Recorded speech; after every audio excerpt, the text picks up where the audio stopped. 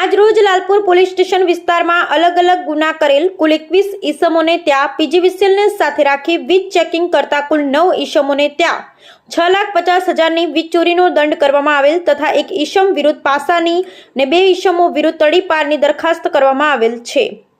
એક સહદેવ કમાભાઈ ગુજારિયા ઉંમર વર્ષ 30 રહે પીપળી ચારણેજ તાલુકો લાલપુર જિલ્લો જામનગર 25,000। બીજા હરદાન ઉર્ફે લાલો દેશળભાઈ ગુજરિયા જાતે ચારણ ઉંમર વર્ષ 31 રહે પીપળીનેસ 45,000। ત્રીજા જાડેજા નાગરાજસિંહ રણજીતસિંહ રહે મેમાના ગામ દંડ 80,000।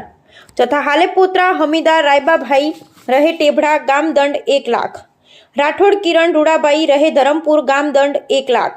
વશરા નારણ પુંજાભાઈ રહે મુરલીલા ગામ દંડ 30,000।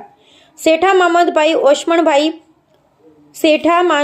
ઓસમણભાઈ રહે ખાટિયા ગામ દંડ 90,000।